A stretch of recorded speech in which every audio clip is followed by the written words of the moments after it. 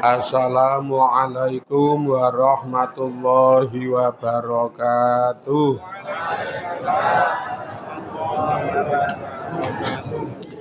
Bismillahirrahmanirrahim.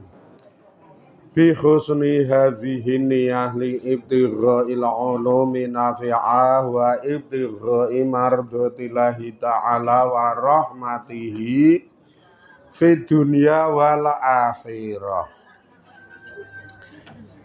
Biwasilati wa barakati ta'allumina haza tafsir al-Qur'an. Ya Allah waqdi hawaijana wastajib dungaana ya Allah. Wasul khusus limu alif hadzal kitab nafa'ana Allahu bihi wa bingulumihi fitaraini amin ya rabbal alamin.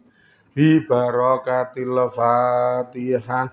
A'udzu billahi minasy syaithanir rajim. Bismillahirrahmanirrahim. Alhamdulillahi rabbil alamin.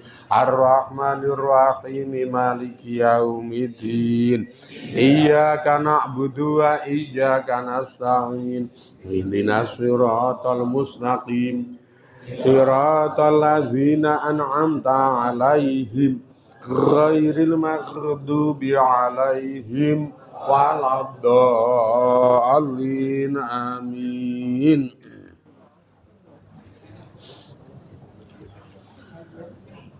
Bismillahirrahmanirrahim. Wa uhiya ila nuhin annahu la yu'mina min qaumika illa man qad amana fala apa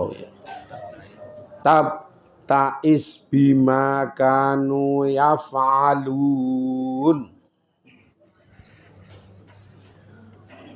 Wa uhiya lan diparingi wahyu utawa diwahyokake.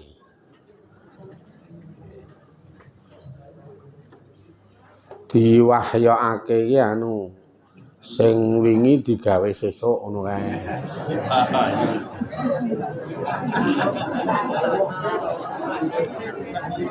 Oh kae wahyu. Wahyu. Nek wong lara gula rak madang iki apa-apa diwahyokake. Nah iki diparingi wahyu ila Nuhin maring Nabi Nuh. Anahu wujute wahyune, anahu sak temene utawi kelakuan iku layuk mina ora bakal gelem iman. Ming kaumika sangking kaumira sapa ilaman kejaba wong qad amana kang temen-temen wis iman sapa wong. Fala tabtais mongko ora sah ngrantes sapa sira bima kelawan barang kanu kang ana sapa dheweke kabeh kaummu ana iku yafngaluna padha gawe utawa padha nglakoni sapa dheweke kabeh. Ae tegese fala tahzan mongko rasah susah sapa sira bima kelawan barang kanu kang ana sapa dheweke kabeh kaummu ana iku ya ta'atauna padha ngeyel lah nek bahasa kita padha ngeyel sapa dheweke kabeh hu ing ma wujute minat takdzibi saking maidu saking gorohke wal izai lan saking gawe lara malaen fi hadhil muddati ing dalem ikilah mangsa atau wilati kang dawa. Faqat intaha mongko temen-temen wus pol apa afngaluhum penggaweane dheweke kabeh wahana lan wusanu wus tutup kula wus tumek apa waktul intiqami wektune gawe lara minhum saking dheweke kabeh iki wis iki pengayem-ayeme Gusti Allah ning Nabi Nuh sing keri dhewe iki lha wis diprema ya angel tenan diiguh-iguh dituntun-tuntun ya wis ora gelem nganggo tenan kok ya mula Nabi Nuh terus dikei pengendikan diyem-yemi ngono lho diyem-yemi menayem arep bodo ya 2 yuta ayem diyem-yemi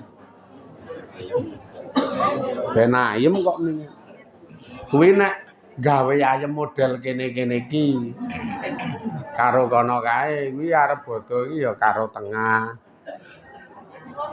sak yutonan ngono kuwi nek kelas-kelas iki ayem nek kelas DPR rasa dirembuk wis kelas dhuwur kok ya ning nek iki jane karo tengah wae ayem ya Bu ya sakjane lho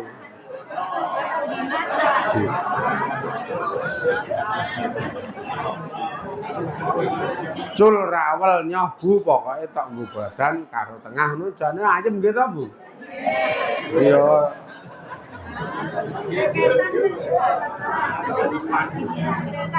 kae yo ora mikir tenan juga iki tak mikir iki. Wis. Wis rasa oke-oke karo tengah.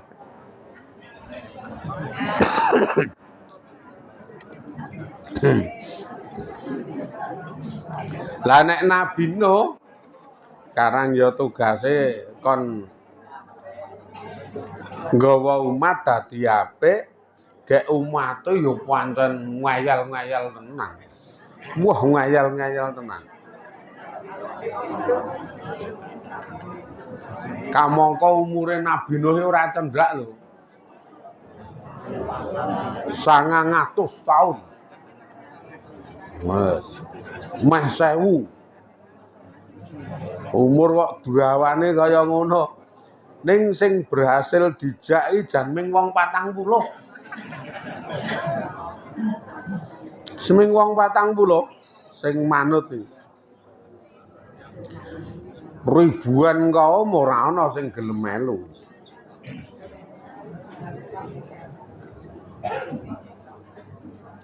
Mending rada ngeyal titik ning manut.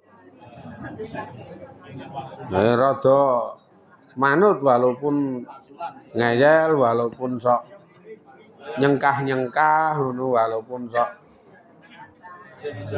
bantah-bantah iki malahan ketoke mah ngrungokke model ngene mah ngrungokke jasline iki.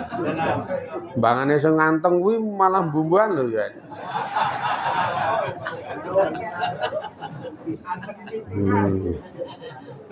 Anteng kok marek ngetan gek rada ndangak iki mbung.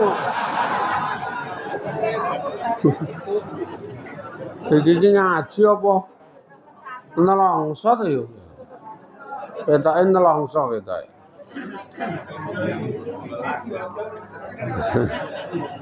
Makane diyem-yemi. Nabi Nuh ngene tak omongi iki ana wahyu saka Gusti Allah gawa malaikat Jibril. Ket biyen wahyu niku sing gawa malaikat Jibril.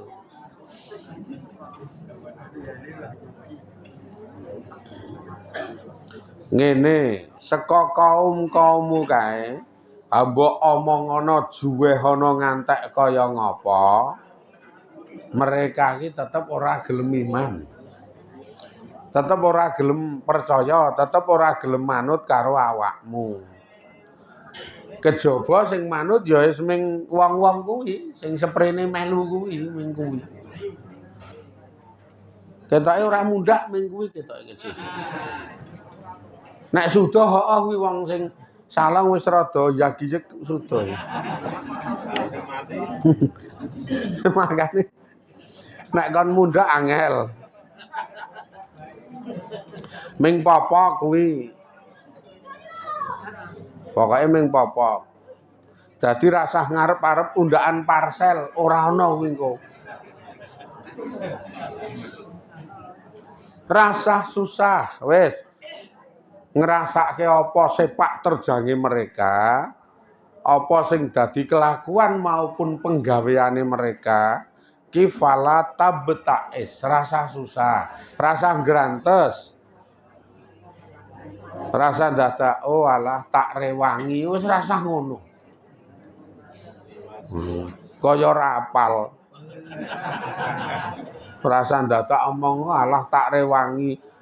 Wong wis urip awor 50 tahun ya wis dong mestine. Pancen ngono kuwi iki kaum iki ngono kuwi. Mereka niku gaweane pokale maidu ngorohke kepara malah engko nek ngomentari gawe lara al-izau. Ngono kuwi ora sedhela fil muddati atau wilati mangsa suwe 900 taun. Rambieh-bieh 900 taun. Awake dhewe ngono alah urung suwe wong leda lekas salat, leda lekas ngaji ki urung suwe kok. Urung suwe wingi-wingi iki alah iki pirang taun. Wes paling undha-undine ngono ora ngantek 900 taun. Wes undha-undi 5 tekani munggah 10 taunan. Nek dheweke iki jan sak uwen-uwen. Ning ya saiki wis pol, pokale kelakuane wis tutuk tenan mereka iki wis ngono kae. Wektune gawe lara ya wis tumek. Kowe gawe lara awakmu wis tumek Nabi Nuh. Mula tenangno pikirmu. Wasna al-fulka bi ayunina. Wasna lan gawe sapa sira Nabi Nuh al-fulka ing prau. Bi ayunina kelawan nganggo pandangan kita. Ae tegese isna gawe ya sapa sira asafinata ing prau multabisan hale ngenggon-goni bi absorina utawa bi ibsorina kelawan nganggo pandangan kita utawa ingsun laka keduwe sira wa ta'ahudina lan nganggo penuntun ingsun bitaklimika kelawan pengertianira kaifiyata iki pengertian kaifiyata songiha ing carane gawe prau. Ngene wae Nabi Nuh saiki kowe gawe ya prau. Nek cara bahasa apa jenenge kae nggawe desain. Lah nek cara bahasa desain kowe nggawe ya prau sesuai karo desain ingsun. Ngono. Paham moderne ngono kuwi. Iki engko ya le gawe dituntun. Karo Gusti Allah le gawe prau iki dituntun. Mula gawe ya prau sing sekirane jumbuh karo sudut pandangku nggo awakmu karo desainku. Karo sesuai tuntunanku. Gawe ya prau ngono kuwi. Ning le gawe ya nganggo ngelmu tukang kayumu. Wong kowe iki tukang kayu bitaklimika. Nganggo ngelmumu piye carane utawa cara-carane gawe prau. Wis mentok kok ya iki wis ra iso dipremo. Ya ora masuk akal ning tengah alas gung liwang-liwung negari payu gede banget. Ngantek tangga-tangga iki do gedhe-gedhe gek arep ngopo jek iki. Payu gedhe-gedhe duwali. Nek sono ngono kuwi dadi dik. Nek sono dol sitok ngono wis kena nggo badan jane. Nek kayu sono ya adol sitok wis kena nggo badan tenan. Nek ana sing nuku. Nek ora ana ya ora iso kok ya. Nek wong dhuwur nika ya munggah haji umroh bayangi mung sono sitok iki. Teledug ngono iso umroh, teledug ngono iso daftar haji ngono je nek dhuwur nek ngene iki jan adol swara wae ora payu-payu.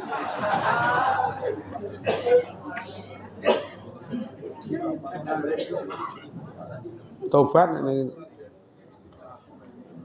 dol swara ngono wis. Ketoke mantuk-mantuk ngono ya mung mantuk tok wah wis.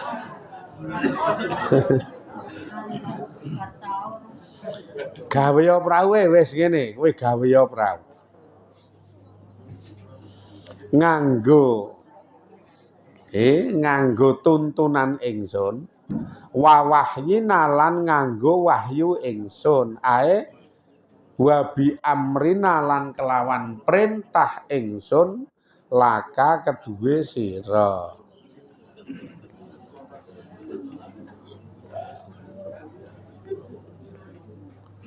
Rasah grantes gandeng yo wahyu kek yo wis kebacut dadi rasul utusane Allah. Adoh segara, kampunge iki adoh segara. Dadi nek dilogika ra masuk akal nang tengah-tengah alas gung liwak ngiwu kok gawe prau, gek gedune ra umum. Iki sesuk lenggeret piye iki? Liarang nginggirke iso tekan segara wis ra masuk akal kok ya. Mula karo kaume sing sengit kuwi saya tenanan ling ngonek-onekke lho ra iso anu to ketoke mulai wah Nabi Nuh. Saya ora cetha. Gek sing penganute dipengaruhi piye kae nabimu kok dadi mah nyeleneh kae. Ngono kuwi ya mikir, oh piye ya ana sing ngono barang kok. Ana sing ngono kuwi barang. Wah iki kok malah aneh ya. Terus ana sing ngaruhke, lah pripun kok malah jenengan aneh-aneh gawe prau kok ten iki niki. Aku iki oleh wahyu saka Allah didhawuhi Gusti Allah. Kowe do percaya wong iki sing ndhawuhi Allah. Engko ujung-ujunge piye rak ya sing ngerti kono. Kersane Allah ki piye mesti nggawa kaapian. Lah sing iman ya mantuk-mantuk. Ming nderek sendika dawuh ngono. Ujung-ujunge piye wis engko pikir mburi. Endinge piye wis engko. Aku ming tampa wahyu tak gawe sik. Sabarno. Lah ning anu dudeng-dudeng do anu do omong wae sih. Ayo sabar lah karang ya kono iki menang omongan menang apa-apa kok ya. Pokoke sabar. Nabi Nuh ya ming takon nek ya ming ngomong ra ngekeki apa-apa to lho ngene iki. Nggih mboten lah ya mula sabar ming ra ulung-ulung kowe kok. Kejaba nek karo ulung-ulung kae. Lah biasane iki nek duwe misi iki sok njedulke metode ulung-ulung. Biasane lho nek di misi iki sok nganggo metode ulung-ulung. Kaya dhuwur kae duwe misi apa-apa ngono sok-sok adum-adum sembako barang ngono kae lho iki sok. Nek kae wong mengkur bacotan tok rasa rungokke. Iya. Oh ya mung ngomong tok ra metu apa-apane wis sabar to. Rak ya wis melu aku 50 tahun wis hafal. Luwih hafal karo aku mbangane karo kono. Wong nek sing iman ya terus mantuk-mantuk kae nggih pokoke nderek jenengan Nabi Nuh ngono minyen. Mati urip nderek jenengan ya. Pokoke semende ten panjenengan men slamet donya, slamet akhirat ngono kuwi iki. Percayane ming ngono. Slamet nek nggon sugih wis cetha ora bakal sugih. Nek nggon sugih ora bakal sugih. Sugih wis kan biyen. Nyatane Mas saya mimpes ngene kok.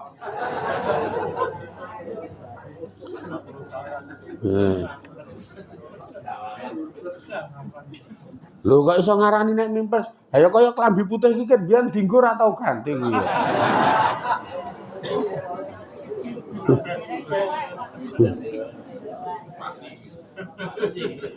Karang akeh sing putih ya.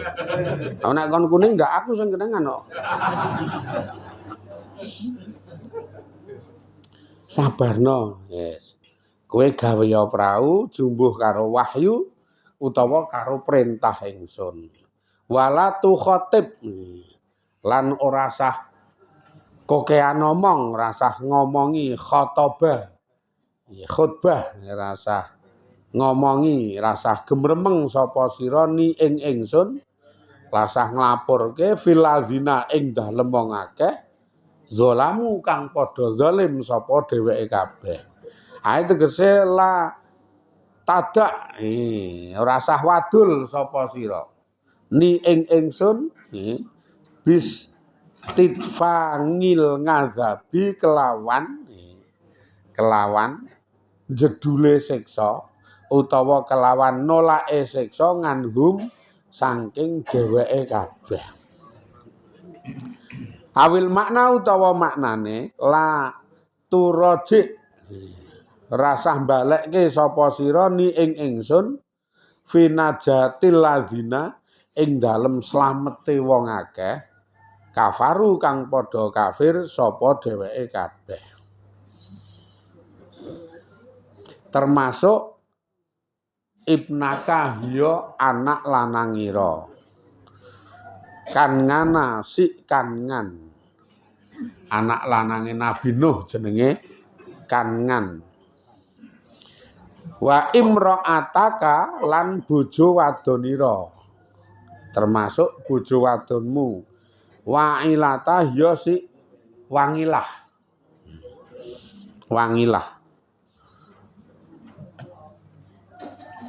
saiki kowe wis rasa dadakan wadul ning aku, rasa dadak ngomongi aku ing dalem wong-wong sing do zalim-zalim kae, rasa iki engko nek medun siksa ora usah njaluk tulung ning aku. Gusti Allah ngekeki wahyu ngono kuwi. Ora usah njaluk ning aku supaya wong-wong sing zalim niku dislametke saka siksa. Rasah ngono wong iki wis dadi keputusanku. Aku arep ngekeki siksa wong-wong sing do zalim kuwi, nek bahasa manusia ngeten niku. Aku arep ngekeki siksa marang wong sing do zalim-zalim kuwi, wong sing do kufur marang awakmu kuwi, lan kowe rasah dadak ngerasa welas ki tulung nika slametke Gusti Allah. Tulung nika slametke Gusti Allah wis rasah ngono. Dadi rasah mbalekke ning aku tentang keselamatane wong-wong sing do kafir-kafir. Pokoke iki wis tutup, wis titiwancine aku ngedukke siksa. Iki wong sing do kafir-kafir, wong sing do maido karo awakmu iki engko mengarep siksa kabeh. Termasuk anakmu kae. Isi kangen kae. Iki termasuk dadi engko nek kono kena siksa, kowe rasa dadak sambat-sambat njaluk tulung aku kon nyelametke anakmu rasa. Termasuk bojomu kae sing pecucah-pecucu kae.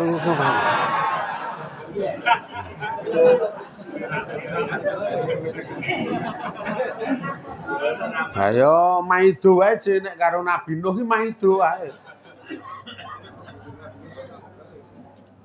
Mbok yo manut suarane kae wong kae iki yo ning kene tokoh, wong kae iki ning kene yo sugih. Sapa ngerti nek manut kae iki yo paling ora ana subsidinan, ngono pikiranmu subsidinan wae. Ngono kuwi lho wong wedok-wedok sak-sak ngono kuwi. Gek iki cerak karo sing dudang-dudang kuwi dipengaruhi karo wong dudang-dudang kon ngomongi Nabi Nuh gelem iki bojone iki. Njak Noh bojo kula niku angel kok Den, muni ngono iki angel. Biat. Dadi malah nyondongi wong liya rada setengah nyalahke nabine. Wah iki ra mutu ngene iki. Lah nang kono ya karo angger ngomongi ngono ya karo ngulungi kok ya. Karo ngulungi kok ya gek Nabi Nuh iki ya engko nek ngulungi nek pas payu lenukang kuwi. Ya wong wedok iki modele nek ngono kuwi rak ya ngerti dhewe to. Mula jenengan ki ra tek kajen wong ra tau ngulungi kok ya.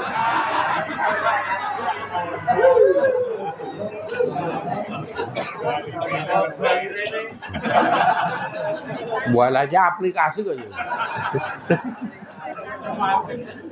Lha ora tek kajen. Ming menang le ngeterke ngalor ngidul. Wow.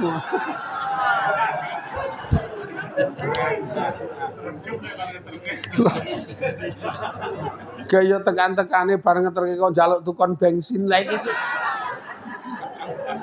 iki grek apa sapa? Wis kok ngono jekon ngejeni lha ya sing wedok mangkel. Alah Mbak kok ngono kebacut jilmu. Ya muni ngono kuwi diwagini iki ngono ora ngopo-ngopo Mbak. Wis bacut lho.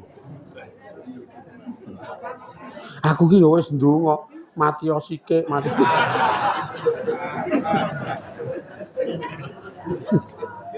Tobat.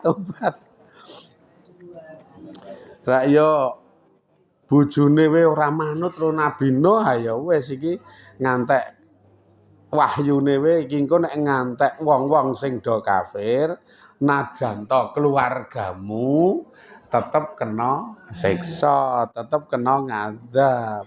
Dadi kowe rasah memelas ning ingsun walatu khatibni fil ladzina zalamu. Rasah memelas ning ingsun. Tulung Gusti Allah nika anak kula, tulung Gusti Allah nika bojo kula wis diklaske. Nek nggon anak sok gawe meneh. Nah, ngono. Lah kok ora iso ngopo? Sok gawe meneh nek nggon anak. Iki Nabi Nuh ya omong, lah kak bojo kula kan katut kesiksa, alah golek liyane isih akeh.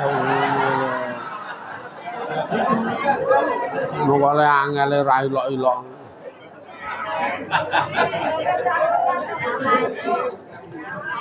Golek liyane suka wedok iso sak nggon-nggon. Tenan. Wah, sak nggon minggu mlaku-mlaku nang stadion wuleh wis. Polaron kalau.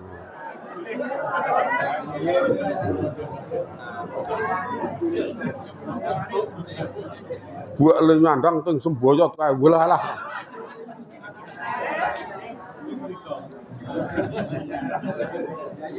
Aku lo wingi we posone batal kok. Tapi yang ngeterke anak wedok neng fashion story tuku gamis. Wah sing mlebu nang kono wedok kabeh lah, piye arep merem ora iso aku. Angel iki le merem piye nek kok ngene iki. Walah alah iki to. Jan kok laron gek le nyandang yo werna-werna kae je. Mulai nyandang werna-werna. Ana sing kruduk-kruduk, ana sing ketat banget. Wow. Ora cetha iki. Jan gara-gara ngeterke nang fashion story anak wedok. Ya tak tari meneh. Nah wis le tuku sesuk tuku ning kono meneh.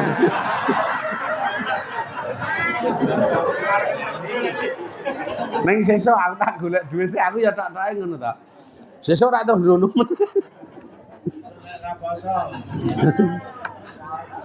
Nek ra poso wis do ra tuku iki. Wong kok ngene iki aku. Wong ndi-ndi sing jenenge sandangan iki larise ya ming nek arep poso kok ya. Arep bodo kok ya. Nek ra bodo kae iki ya ora. Sekarang yo le tuku ngarepe bodo iki le nglumpukke ya setahun kok ya kae iki. Setahun wah, lah iki le do nyandang jan ngawur-ngawur tenan metu Ndono-ndono wis ngono kae. Walah ya Allah wis. Gak kuwamo kok iki gumun kowe usine ora bandingan lho, lanang karo wedok ora bandingan.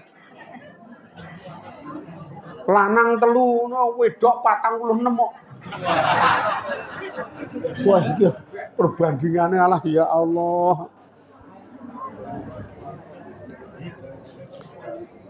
Wes. Le tuku pedotan kapan bi nek wingi rak tuku gamis, sesuk tuku pedotan dhuwur dhewe ngisor dhewe kae to. Terus kono takon le tuku pedotan kapan bi? Ah sesuk meneh, tur ndene meneh wae aku ya ngono to.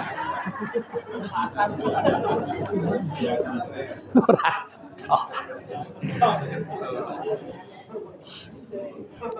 Ha iki tetep disiksa kok garwane, dadi ora usah gumun, Pak. Misalkan kaya jenengan ndek garwa kok domongi mbeli ngeyel iki ora usah gumun. Wong Nabi Nuh ngandani garwa kuwi ya diayeli ora dinut ora diemani kok. Ora diimani. Kamangka kelas Nabi. Ya apa meneh kelas jenengan sing ngomong ndak nduk. Gek omong ya ming swara tok ora nganggo sarana yang lain. Mula ya wajar ora dinut wis ndak nduk ora nganggo sarana yang lain. Menghindari sarana. Sebul menghindari sarana. Lah nek cara akon wae niki ming akon sing paling ringan. Kan kudune duwe metode meng dinut. Iki ora ming swara tok kok ya. Sing paling gampang wae iki kemungkinan besar marai dinut iki. Kemungkinan besar ming akon lho, rasa akon ibadah. Omong karo garwa iki rak ya Bu tulung gawekno kopi wong iki ana dana 50. Lah ya ana saranane ngono kuwi. Iki Bu tulung gawekno kopi wong iki ana dana 50. Wah, mbok ora langsung maknyat.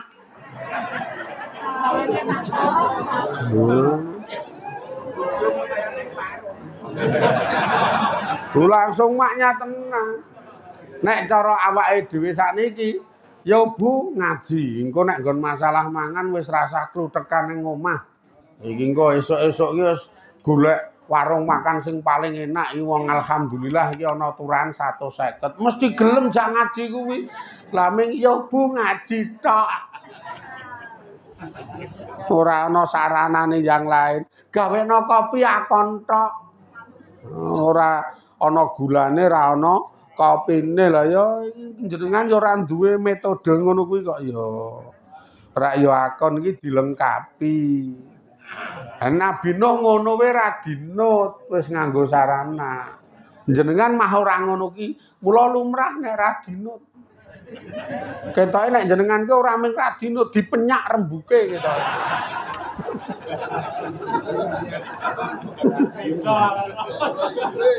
Mesake. Rak yo nganggo sarana. Insyaallah engko nek apa-apa dituruti, apa-apa ditetepi bar kuwi akon ngono ya mesti dinut tok ya. Mesti dinut. Nggih. Akon iki ya nyoh nek arep tuku astor karo tuku wafer. Butuhe pira? Iki butuhe iki ketoke ya astore 2 kaleng, wafere 2 kaleng, kongguane 2 kaleng, kongguane natstare. Karena kae ya sak gelaran kae engko men wangun. Wis nyoh kira-kira iki disemene engko ora cukup, mesti menyang. Lah ming kono nek tuku menyango. Gek ora ana apa-apane. Ayo enggok kok ya karo grenengan. Lambe nek ra mikir ming ngono kuwi. Wis ora dong kok ya. Do meneng wae to krasa e. Krasa. Ora ana apa-apane. Iki mula wajar ya bapak-bapak agi anak bojo ndeke Nabi Nuh iki do ra manut. Dadi kuwi iki ora kok teges kudu manut mboten. Jenengan ki sekedar akon ngejak. Langko sing dijak sing dikon mbuh kuwi anak mbuh bojo manut para manut ki ketentuane Gusti Allah. Jenengan ra iso maksa ngono ki kudu ming netepi dawuh Allah wae. Kepenak nek wis ngaten iki wis. Niki sik terus sesuk muga-muga do diridani Allah, do diberkahi Gusti Allah, do dirahmati Gusti Allah. Mekoleh pitulungan istiqomah ngaji ngibadahe manfaat faedah dunya akhirate. Amin ya rabbal alamin ila akhirih wallahu a'lam. Walhamdulillahirabbil alamin. Assalamualaikum warahmatullahi wabarakatuh.